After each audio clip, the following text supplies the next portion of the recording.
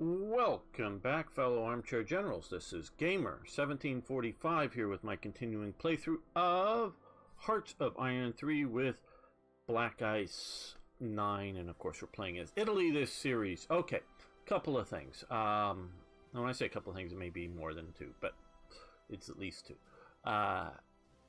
Audio.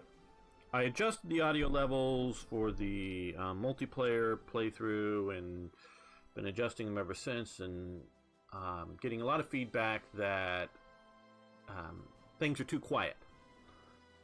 So I've upped the audio levels for my microphone, because I'm presuming it's microphone as opposed to clicking on sounds, you know, selection sounds or battle sounds that are the problem.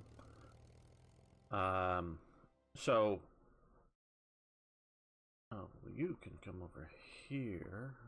Big enough? Yes. You're coming to there. So feedback on that's fine, good. Not sure how many episodes I'm making today, so your feedback might be a few episodes delayed. But please do. Now, Frogleggers. Old friend, been around the channel since basically the beginning as far as I remember. And I love you guys who have been around for so long. Had a question, and I know he also plays War in the East and maybe other Gary Grigsby. That isn't helping out. Here we go. Games. And Command Radius that he's bringing up. But now I know, and I'm learning War in the East, as you probably know by, if you're not watching, but at least know that I've been posting some episodes. Command Radius and Command Order of Battle work different between the two games. And they have a real, but I would say minor effect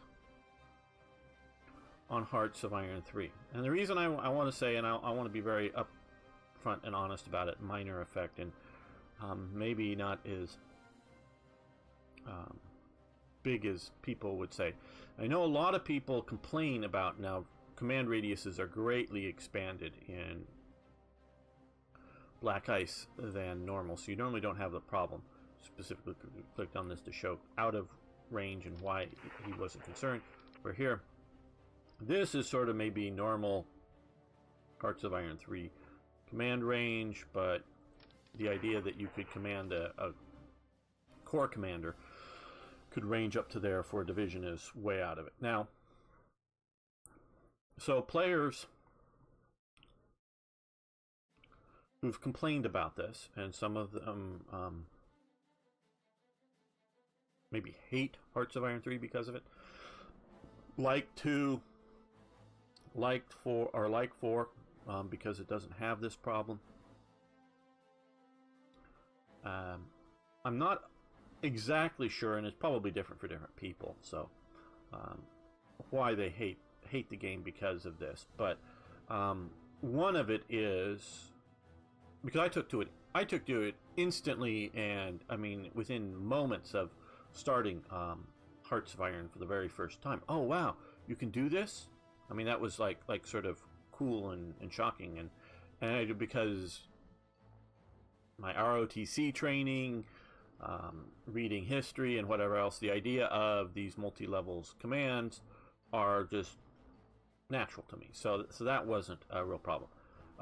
So some people, I think, feel that trying to bother with this is overly bothersome. Either organizing it, and I hear, and I've never played, but you know, from the start of the Soviet Union, it's sort of done historically, and get it to something sensible, because I understand and things weren't necessarily sensible from a game playing perspective. There's a lot of time to reorganize.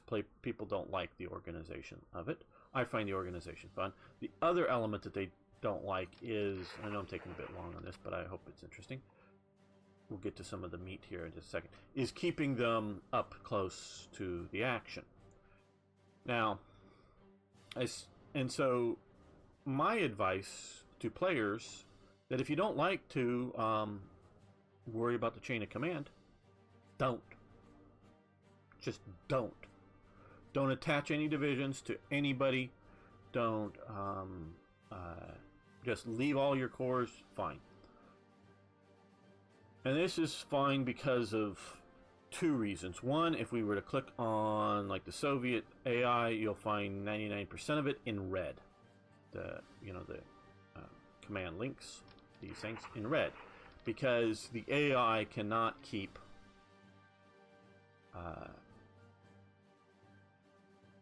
units organized, and so they're all over the place. So the AI does not, and that's part of the reason, and I think the primary reason, not for player convenience, but to give the AI a little bit better chance of keeping stuff in command range. So the AI is not benefiting from the command bonuses. So in a way, you're getting special bonuses that the AI isn't getting by using the command structure. My answer to that was fine. Just if we really know that the AI is not going to use it and it's going to be completely bad, just sort of figure out, and we'll get to it in a minute, what the sort of generic likely bonuses for each least major nation, because you don't need to worry about command radius and stuff for Bulgaria. Generally speaking, yes, they may send troops out here, and that may not be, but I don't know, Luxembourg or Belgium, because it's all within command radius. But I'm talking about major powers. Is just give generic bonuses, standardized out, that would be that if you had kept basically everything within command radius. So just give them generic bonuses, and so now you've evened the playing field.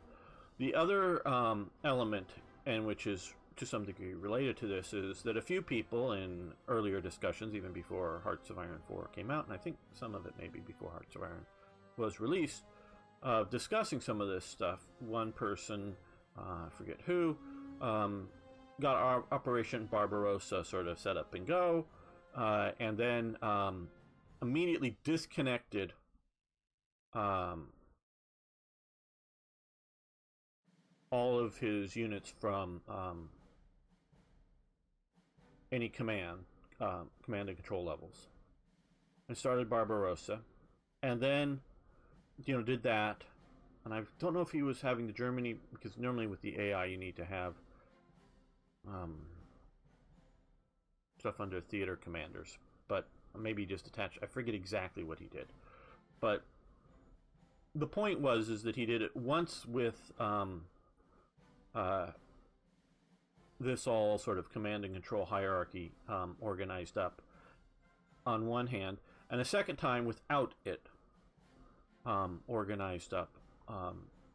So once with and once without, and both times won in the campaign of Barbarossa, playing as Germany. Now, my point is that sure, I will agree that his test showed that that the command bonuses are such that it's not useful, well, or needed, or whatever. Well, yes, they're not, and that's sort of the point. But why should you use the command bonuses if you want to? Stuff. Well, and is the idea that, say, this attack here, if all these divisions are within command and control radius and everything else, they're going to do a little bit better because, and we'll get to it just in a second, you'll have a few bonuses. So the combat will be over a little quicker, so that the next combat will happen a little quicker, so that you'll have a little more organization, a little better job on your operation. So it may not be whether you, and it wasn't as close to know that like it ended on the same day, but whether you ended the Operation Barbarossa in, say, 3 months or 3.5 months. Well, that can be, that half a month can be critical time to shift forces somewhere else. So the margins of victory, having stuff under proper command and control, will be better. Or if it's defeated, if you're being defeated, like we are sort of here, it'll be that little bit harder. But so it's not necessary. So if you hate, you like the game, but you hate all this command and control, attaching, detaching units, and doing generals and that kind of thing, just don't. And that's another thing is you can generals are also a marginal help. So you can look at it that way as well. They are, and so we'll get into this here. So there's a really nice handy dandy, and if I remember, I'll try to post a link to the Hearts of Iron 3 wiki page that covers this, so you can read up at least what the generic one, and some of this are equal to, are the same in Black Ice. But okay, so a division commander. This guy here, okay? His traits, the Italian general trait, the defensive doctrine trait, and the military order of military medal. I think that's just a sort of a funky translation of Italian. Usually we go order of military medal. I don't know, maybe. Those traits, you get 100% of those traits effective for in combat. So the defensive doctrine has its defensive bonuses. So I'm not going to get into what each of the traits help with, but that's what you get 100% of that. And it increases the combat efficiency by 5% per leader skill level. Okay? So combat efficiency is increased by 5% per leader skill level. So he's skill level 3, so that's a 15% bonus to combat efficiency for this unit alone. Okay, it's just for this unit alone. So you have that. And so this general here, he's level 2, he'd have a 10% bonus. And offensive doctrine and Order of the Crown of Italy bonuses he would have. The trait to gain to progress, you get no bonuses or effects. I can't sort of mouse over them, but the bottom section, until they're actual traits. So that's just progress, march, but having it halfway done doesn't give you half percentage. So those are, not useful now, just someday if you're in combat it long enough. So that's a divisional general. Now corps general. Let's go to a corps. This corps general here of level 2. The traits in it, if it's within communication range, okay, it is not currently, as we can see, of any of its divisions. So the point is, these 3 divisions are not getting any higher level bonuses at this moment. Okay, which you may say sucks, and as Frogleggers was saying, that I should be reorganizing stuff. Now, why am I not reorganizing this? One, it can be critical for some battles, because if your margin of victory or loss is, very close, it can be critical. And of course we're playing as Italy and not Germany, and that was some of my other points with the person was, well, of course you're playing with Germany and you've got all these great traits and you've got all these great units, so it doesn't matter your commander levels and ranges and all of that stuff, because it's just so much better than the Soviet army. So it's not necessarily a good measuring stick, was my point. And if you're playing Bulgaria, even if you give them all super Rommel traits, you go against Germany, you're going to be crushed anyway, so it doesn't matter. Yeah, it matters when it's close. If you're vastly superior or vastly inferior to your enemy, it don't really matter. It matters when it's close. So these units are not getting benefits from its command range here. Now, I could detach all these guys and attach them to a new HQ, and you can immediately create HQs. But as you can see, I don't have a bunch of free HQs, and yes, I can create a bunch more, but I'm going to micromanage it. Then I need to fire these or remove these generals and attach them to these other ones, and it's going to take a bunch of my time, and I can do it off camera at times and whatnot, or I just got to get these, and probably would be better to move, but for immersion, we're keeping Comando Supremo Metropolo Italiano in Rome, but it would probably be better to like keep that here, or you could have your Supreme Command. You could have your Supreme Command sitting here, so that they're always, whenever they, or just keep these units out of combat range. But these were sort of units that, and we can get to some of them, I wanted as semi-combat type stuff, and we're using as emergency things. So I could reorganize them and put them all back into stuff, but then if I shift them forward again, I got to reorganize it back, and it just takes a lot of time. And I'm hoping to get them on ships very fast and get them moving very quickly back within range. So they're not getting the benefits at the moment. So Core, 50% of his traits once he's back in, or well, for this guy here, well, so let's go to here. So this guy has Italian General, Order of the Most Holy Annunciation, and Engineer and Commando. Now, I don't know how many of those traits are passed down, but it's, well, how do I put this? Green traits, traditionally, let me click on this.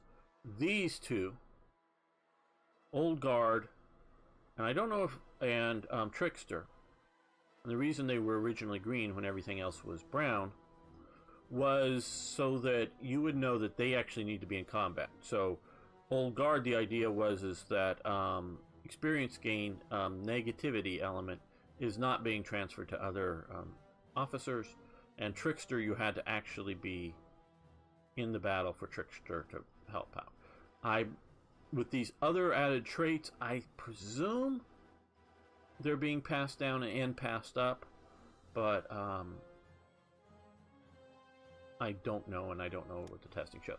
So when you have, say, so Engineering, Commando, and other stuff, the units are getting a little bit of bonus, and particularly things, but only 50% of it. So if it has a 10% bonus, all the units under its command get 5% bonus, because it's half. So you just sort of keep that in mind. And improve chance of a reserve division entering combat. Now, what that means is the skill level here, skill level 3 in this guy, has a, and I don't know what it is from this. I don't know if whether it's a percent chance or what exactly, but when you see a, well, let's get to a unit in combat here. The idea is a chance to move from units in reserve to units in combat. And that can be critical. So if you have a bunch of units that are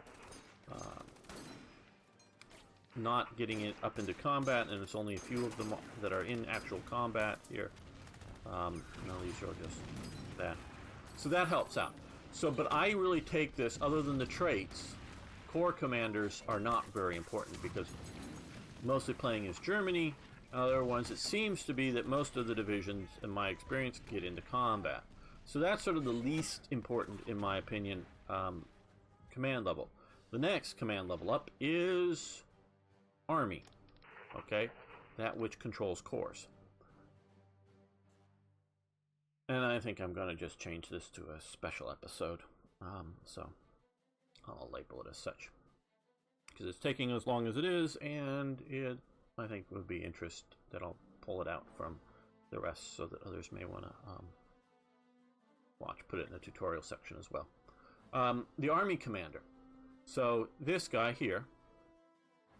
So any units that are fully within command layer. So obviously the elements that are redlined out here are not getting the benefits, but these the other cores that units are, they are.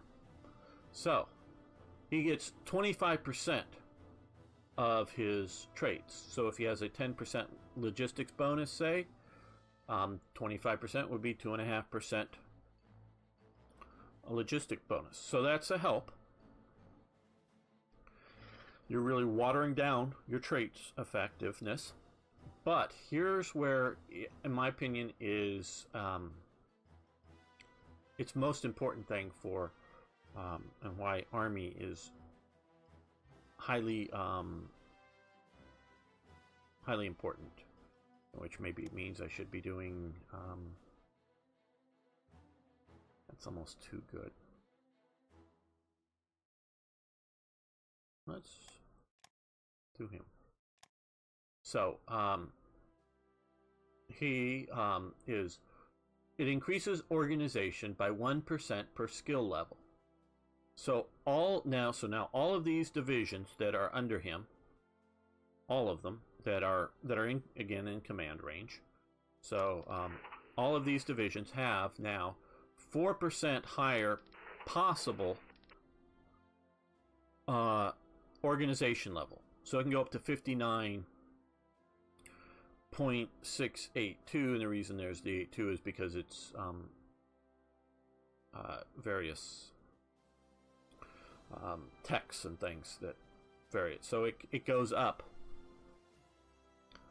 as its possible maximum. Now it doesn't, and as Froglegger's experiences with other games, supply, you get more supply, you get faster recovery and other things in other games. It doesn't increase the speed in which organization regains.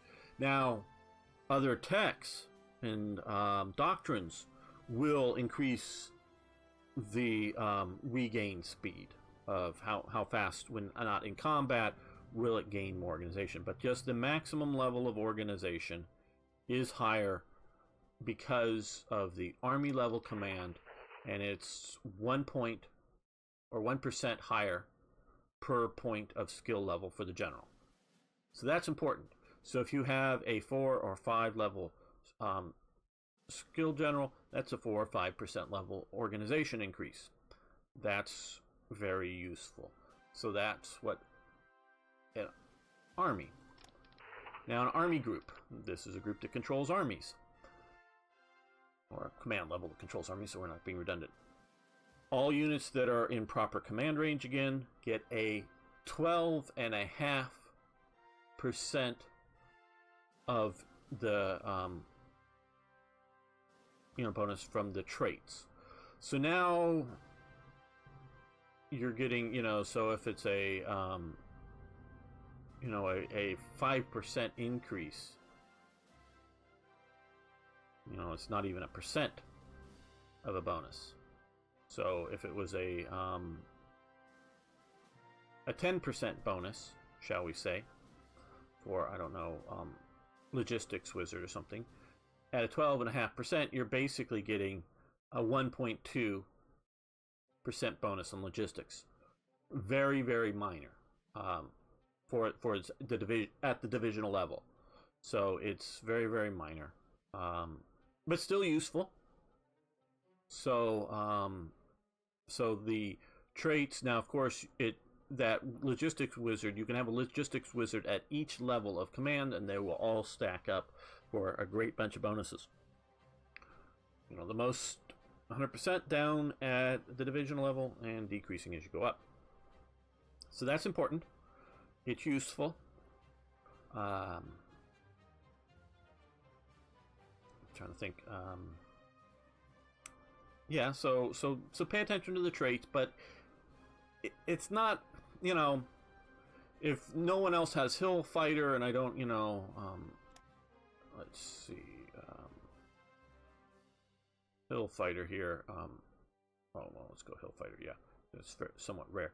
So speed bonus in terrain hills 2%. So units under that are getting a 12% of 2%. So that's what 0.2% 0.2%. So it's not even a 1% speed bonus. An attack bonus in hills and terrains. Well, now you're talking about a 15% bonus, and there's some other attack. I don't know why there's a second, but it's something not displaying. Attack bonus in terrain hills, 15%. So now you are talking about almost 2% attack bonus. But it's not much, but it is spread over all these units, all those divisions. So it's a little bit everywhere. It's nice. So if you do logistics wizard, okay, supply consumption is 20%. They've changed them around, and I don't quite know what the different levels for Black Ice are. But so put this guy in charge, especially getting it here, you get logistics. Genius, master, and because these are all stacked. So you get a little less as you go up, but still, it all helps. So that all helps.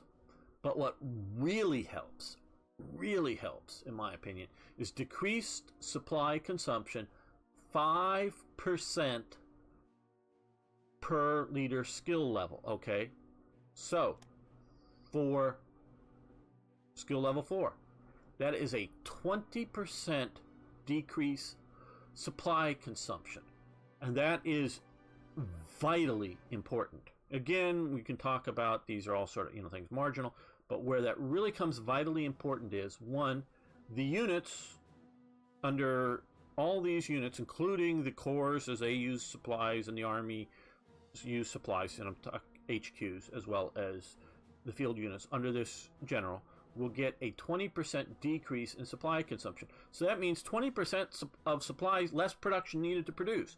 So 20% supplies less you need to produce means you can produce other things than supplies.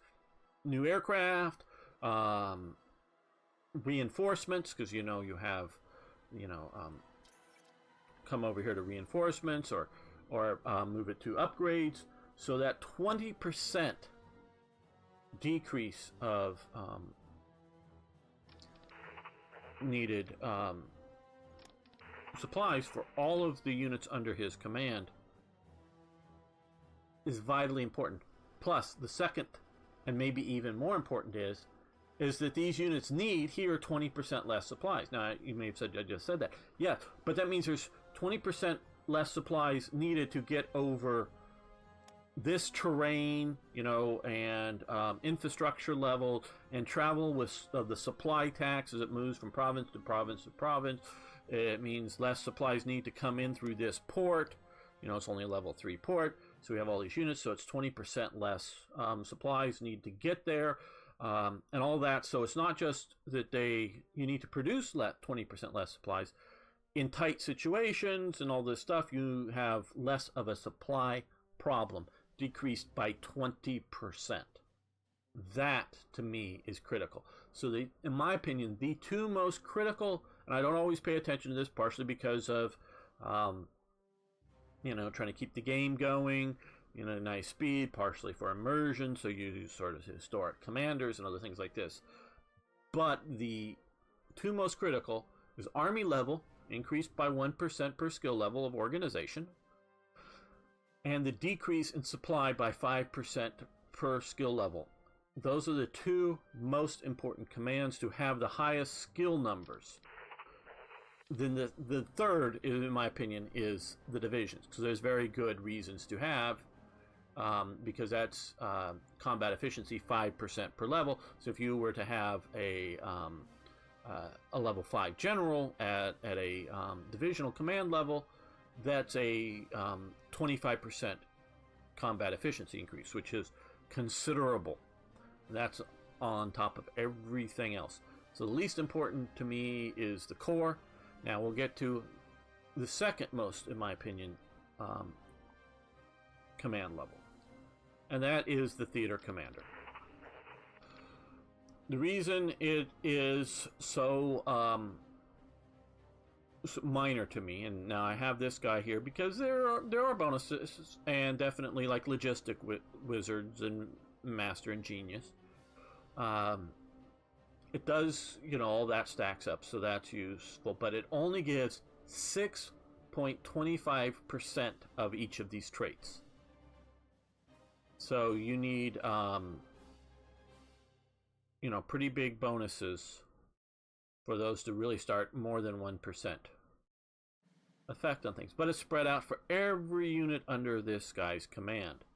I don't know if we've ever had really good testing to see if it, and we speculate maybe it affects supply usage for, we know it doesn't affect combat usage and whatnot for air units. It's combat efficiency. The ground commander here, for the unit, the commander of the unit that it's ground unit that attached to here does not affect any combat traits. We know that for sure, of air or sea units.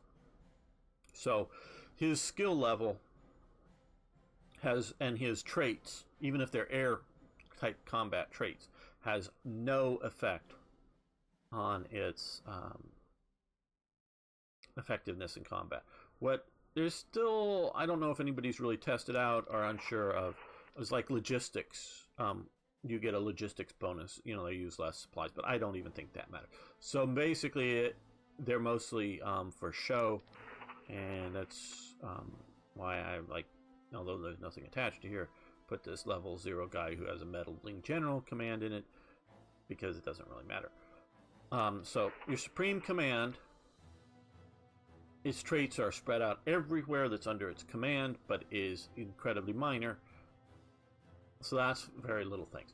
And then the other thing that it does is reduce stacking penalty by 1% per leader skill level, okay? That is...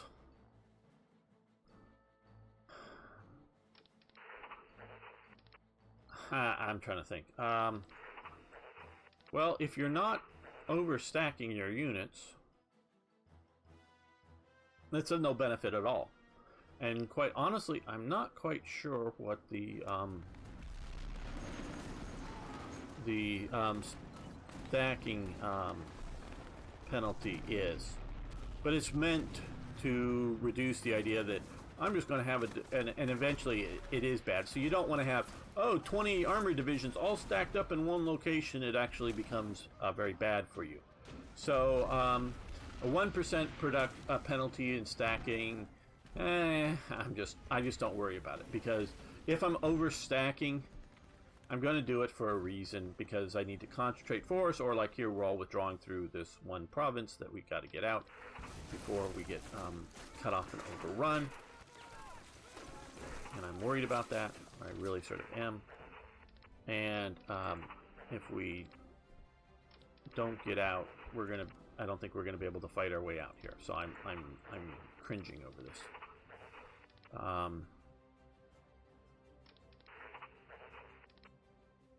So much so I'm moving you guys into the breach there. So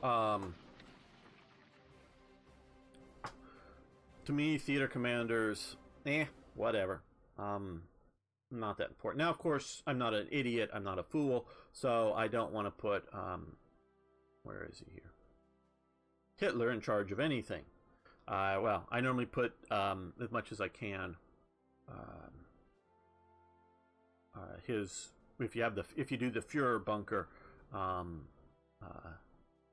events that, in my opinion, over fortify provinces.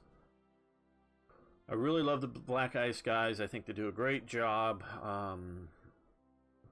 But doing level 10 bunkers to some provinces, to me, is just overkill for those, both in cost and in effect. Throwing down a level 2 or level 3 bunker in a province because you're building a Führer bunker complex. That I'm cool with. And special cases like Berlin, and maybe, which really wasn't much of a Führer bunker, but somewhat around this region of Ober Salzburg here. There's Salzburg, but this is Ober above Salzburg or whatever here. was somewhat fortified too, so it wasn't just around the Hitler's bunker. But so a few places that, and some of them were actually fairly minor fortifications. Some were a bit more. So I normally put those under his personal command, but otherwise I keep everything out from being under command of Hitler, because he's just a bad general. So I don't like to put in bad generals in overall command, but it's save your better generals. Now I do have a level 4 here, and I do have what is a level? Move him be a little closer to the front. A level 3 general here, and if you notice, they're all logistics specialists. That's sort of some of the reasons for it. He should be coming forward, but he doesn't have very much under his command. We'll leave him there.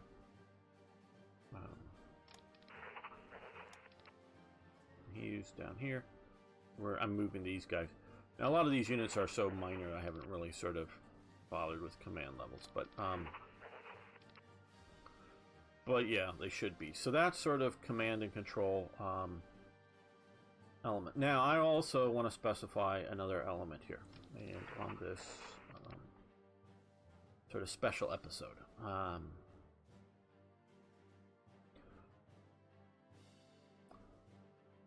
When a unit is in combat, the general gains experience up to its max skill level.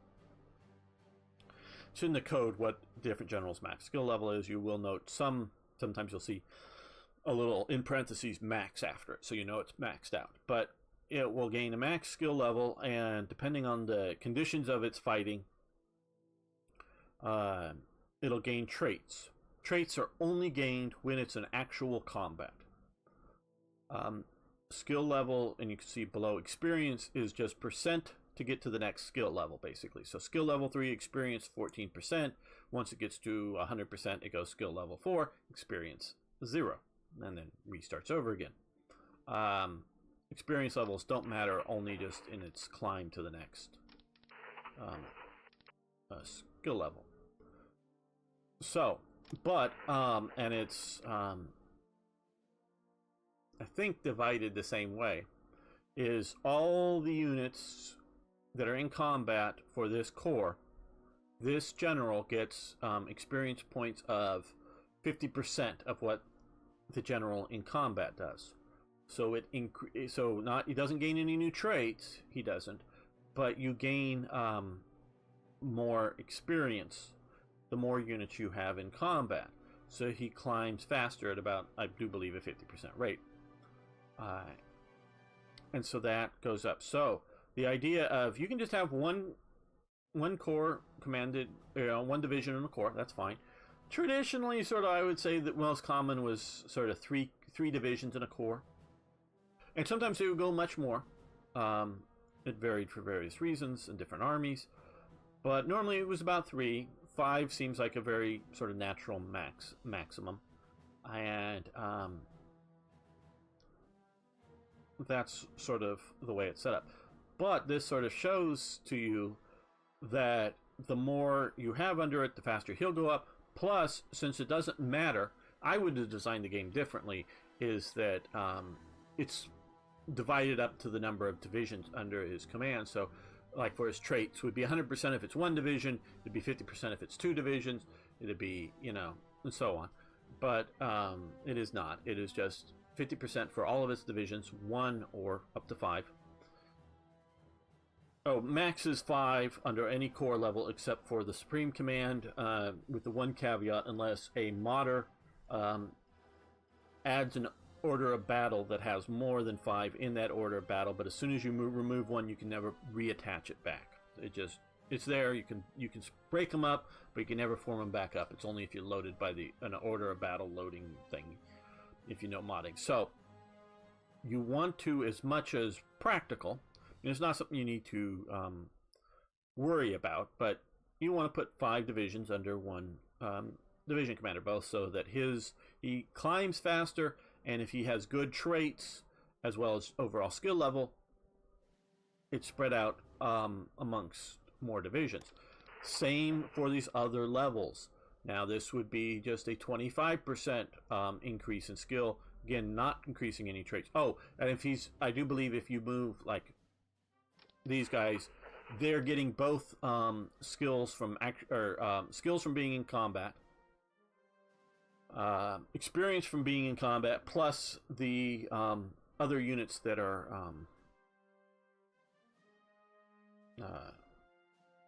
below it that are sending up skill points. He's getting that, so he's sort of coming out into or speeding up the bonus for going up levels. Now,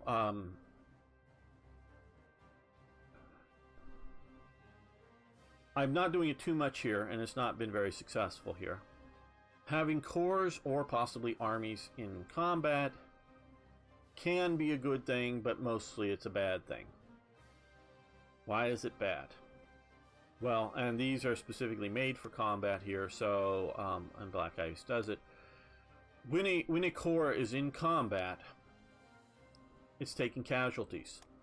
HQs have a huge number of officers, so it takes a percent as its combat casualties takes a much higher officer casualty rates. So you lose officers much faster. How it can be good is this guy, one, will gain more experience and traits. Two, by having him in combat, since will be the highest ranking guy in combat, he will be in charge, and so if he has better stats than any of his subordinate commanders, he will be the general that's for leading the overall battle. So there are reasons to put him in combat, there are reasons to keep them out of combat. So a lot of us Black Ice players like to create fighting divisions and sometimes fighting army command HQs that have a lot of good combat units. You put in a really good combat general and you go, yep, I'm going to lose a higher level of generals or of officers, but it's worth it. So if you have a corps like this guy here, a standard generic corps, don't have him in combat if you can help it. It's not a good idea. If you attach something like a military police or other sort of rear area support elements to reduce the revolt risk, that is helpful, because it actually sort of the suppression, it does a little better if it's stacked than if it's all spread out. Some game mechanic formula in spreading it out. I'm not exactly sure how it works out, but it's a little better. So if you have sort of rear area things like military police, just keep these out of combat, keep them just behind the front lines, and they'll do best.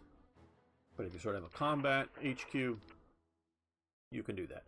And so this really shows you why, like, all these Eastern fronts are all under this one theater. And then you have, well, no, that's sort of occupational guy. You can see here all of these corps here, or all of these armies. Many of them are. Well, I click on the one that isn't. Okay, and he's doing occupational work. Man, my batting average is low, and he's doing nothing but sitting there. And okay, all of these are now all in combat, so they're all getting the benefits from the higher ones. So generally speaking, you want to do 5, 5, 5, 5, on each level, as much as practical, so that you get the benefits going in both directions, up and down. So that, I guess, will be the end of my command and control. Like I say, if it's a bother to you, if it makes playing the game unfun to you, just forget about the command and control structure and just have fun moving divisions around. I know a lot of Hearts of Iron 2 players and a fair number of, Crusader Kings and EU type players. They just want to form big army stack, move big army stack around. That's fine. That's not what Hearts of Iron 3 or Hearts of Iron 4 is. Hearts of Iron 4 is also meant to be a divisional level game in which you move divisions around the field. And so, if you don't like you know, and I'm sure, of course, you can grab 2 divisions and say go attack, or however many, and say attack. That's all fine. But if you don't like to do divisional level stuff, don't play the game. But so if you like moving divisions around, don't want HQs, fine. Don't let it stress you out. But this is the best way to get the best out of command and control. And there will be the link to the wiki. I don't know if there was ever a single document published that goes into what BICE does. I know if you have Third Reich events installed, Hillfighter becomes Highlander.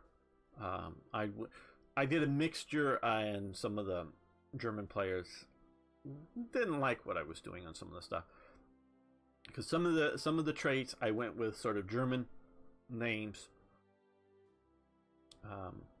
Other traits like Hillfighter, I went with non-German stuff like Highlander, Highland Chief, and I forget what the other one is, and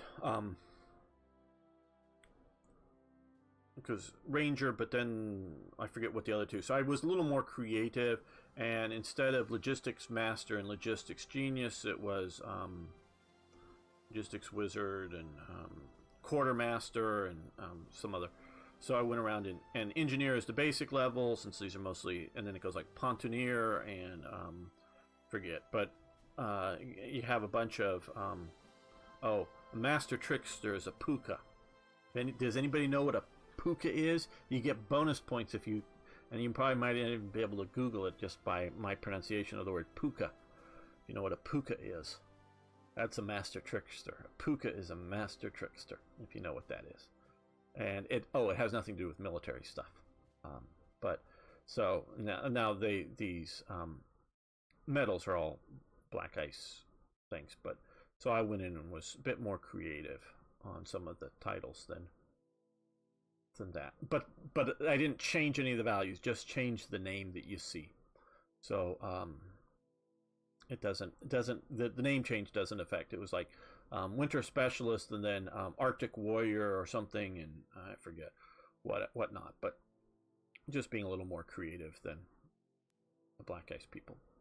So thanks so much for watching. Thanks for liking the videos. I do appreciate that. If you haven't already, please subscribe to the channel for more great Hearts of Iron content.